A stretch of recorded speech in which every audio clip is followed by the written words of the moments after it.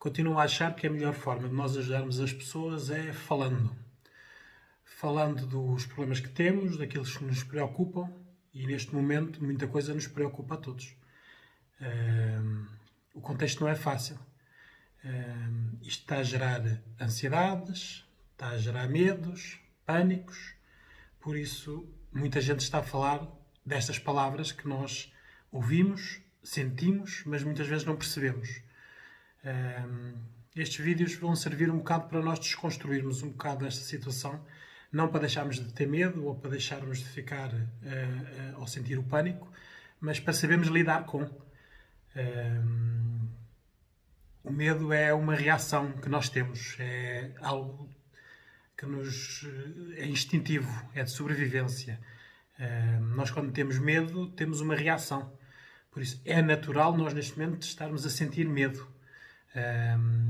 Agora, o que está aqui a dificultar a situação é que numa situação de medo o nosso corpo tende a fugir, tende a proteger-se.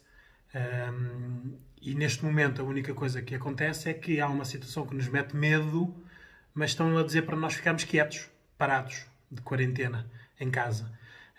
Ora, isto não é uma boa mistura. Primeiro vamos desconstruir o que é o medo.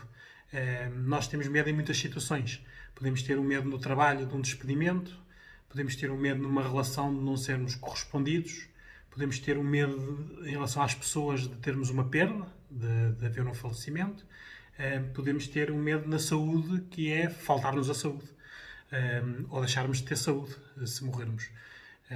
Por isso, nós lidamos com o medo muitas vezes.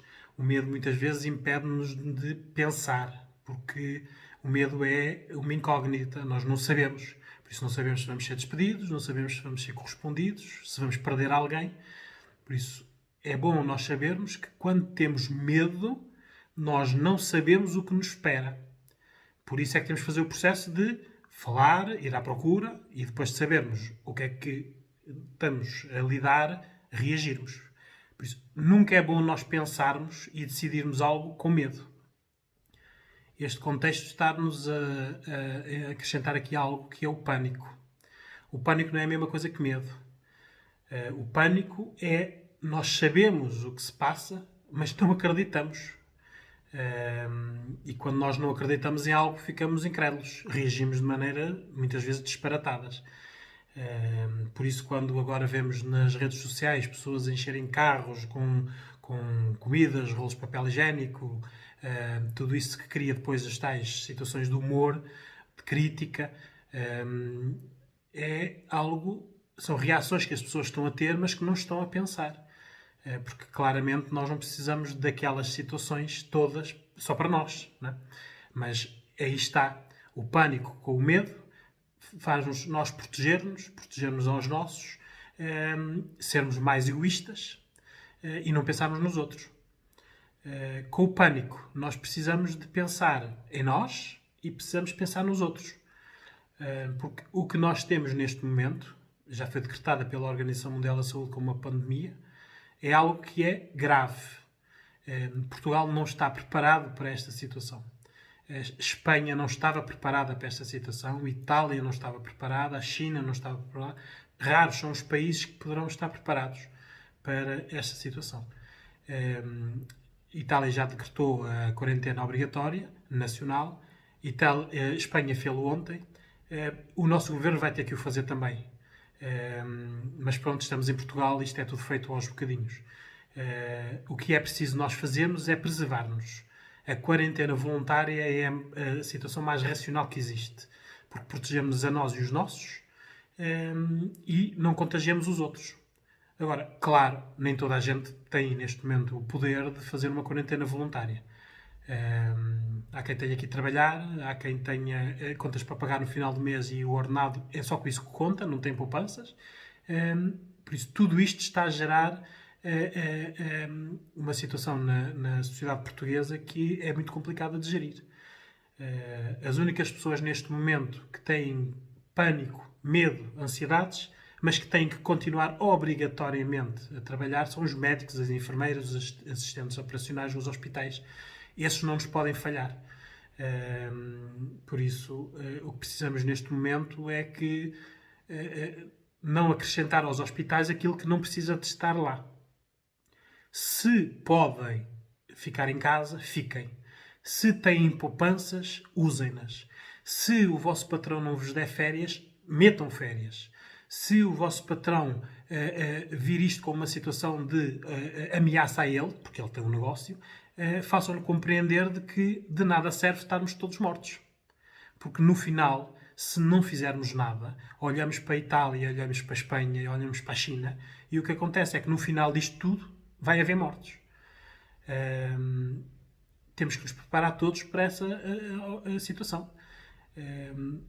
Termos poupanças, termos empresas, termos dinheiro, pode adiar a situação. Mas o vírus não escolhe pessoas, classes, profissões. O que nós vemos na rua e quem anda lá, nos passeios, nas praias, a andar de bicicleta, a fazer passeios, a continuar a ir aos supermercados, a estar em filas nas farmácias, são pessoas que neste momento a única coisa que estão a fazer é tentar proteger-se, não da maneira mais correta. Por isso, o que precisamos neste momento é diminuir o medo. Como é que se diminui o medo? É olhando para os dados fidedignos da Organização Mundial da Saúde, da Direção-Geral de Saúde, do Governo. Quando eu digo do Governo, temos que acreditar que são fidedignos, apesar de nós muitas vezes vermos que não são. Mas, pronto, temos que cruzá-los com outros números. Agora, em Portugal nós podemos não saber que números são, o que é que temos que fazer, mas se olharmos para a situação de Espanha e de Itália, já sabemos o que é que temos que fazer. Parar. Não serve de nada nós estarmos a guardar férias para daqui a 2, 3, 4, 5, 6 meses, se não chegarmos lá. E os patrões não vale a pena terem as portas abertas sem ninguém a comprar, e têm as mesmas despesas porque os funcionários estão lá. Mas os funcionários podem ficar infectados e deixam de ter funcionários. E daí deixam de ter um negócio. Por isso, é obrigatório o Governo fazer a quarentena nacional. Vai ter que o fazer, mas enquanto não o faz, a minha sugestão é resguardem-se, protejam-se e tentem controlar essa situação da melhor maneira possível. Pensando em vós, nos vossos filhos, no que têm neste momento. Vejam a vossa despensa. É necessário termos aqui despensa para 15 dias, um mês. Não vejam a despensa como comer como comiam até agora. Vai ter que haver racionamento das vossas comidas, porque infelizmente existem pessoas que não têm para comer, ponto final. Por isso, a vossa despensa de uma família normal com filhos, racionado e a comer sempre a mesma coisa, dá para um mês, 2 meses. Se houvesse uma catástrofe pior que esta, em que nós não pudéssemos sair, era isso que tínhamos, ponto final. Por isso, comecem a racionar, comecem a ver o que é necessário fazer mesmo dentro de casa, as limpezas, porque de nada serve nós fecharmos em casa se as roupas que utilizarmos, se a nossa higiene não for contemplada. Por isso, pensem muito bem na situação, porque pensando na situação e ocupando-se com estas tarefas, reduzem o medo e reduzem o pânico. Outra situação que eu sugiro, e é muito importante, é deixem de ver as notícias na televisão. Há rádios, porque o grafismo assusta-nos. Vermos imagens, as notícias na rádio são exatamente a mesma coisa. Mas o grafismo impede-nos de dormir. E nós, neste momento, precisamos de dormir para descansar. Para tomarmos boas decisões. Atenção às redes sociais, porque a maior parte das situações que estão lá são situações de fontes não fidedignas. Andamos todos a partilhar coisas que não interessam para absolutamente nada. E depois existem os casos das pessoas que são fidedignos, mas estão no meio desta situação toda, ninguém acredita o que é que eles estão a dizer. A Ordem dos Médicos é um bom site para visitar, a Ordem dos Psicólogos é um bom site para visitar, a Direção-Geral de Saúde é um bom site para visitar.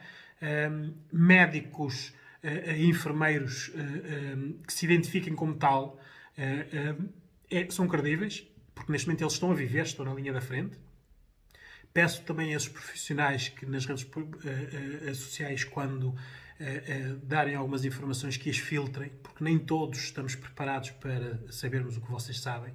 E quando eu digo filtrem, não é censurar.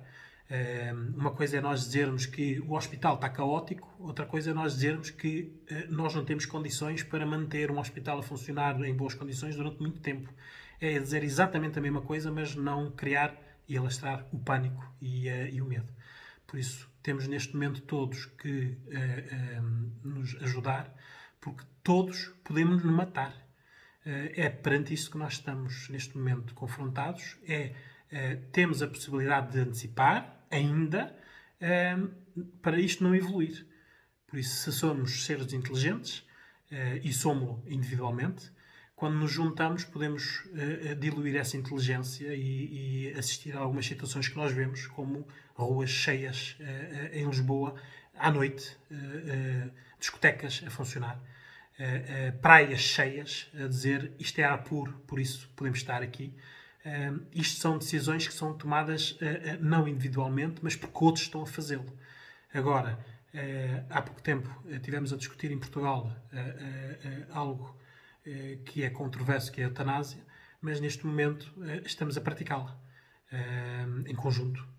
Por isso, o que temos que fazer neste momento é parar, pensem, tenham medo, porque é natural ter medo, porque só com medo é que nós estamos alerta e pensamos.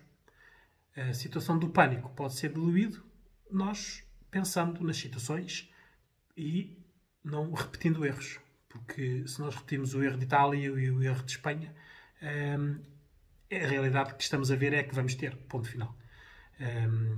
Eu irei divulgar mais alguns vídeos, desconstruindo algumas das situações que me estão a chegar via e-mail, de forma a as pessoas terem também a possibilidade de pensarem comigo qual é a melhor maneira de nós nos acalmarmos e de termos soluções para nos protegermos a todos.